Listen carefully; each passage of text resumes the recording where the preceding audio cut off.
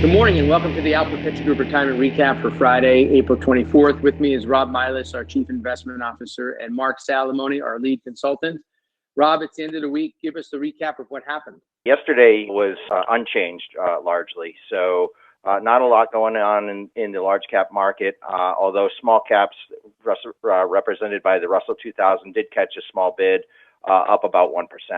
So looking at the week, the S&P is down a bit less than 3%. Treasuries flattened out thanks to the strength in the long end of the curve.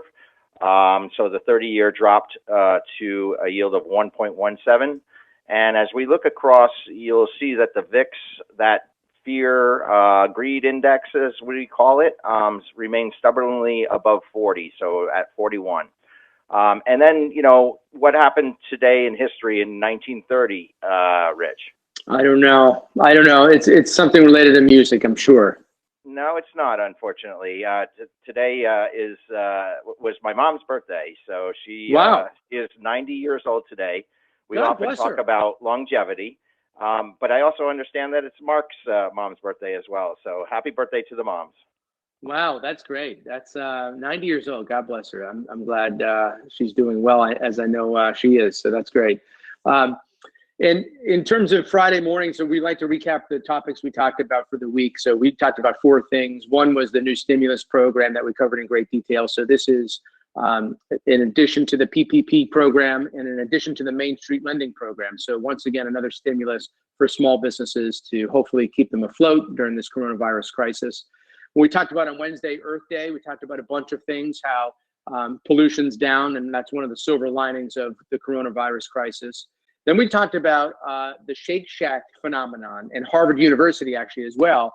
Folks that took money from the PPP program that was intended for small businesses and actually gave it back. In the case of Shake Shack, with no pressure. In the case of Harvard, with tremendous pressure from not only the president, but also the New York Times and many other media outlets.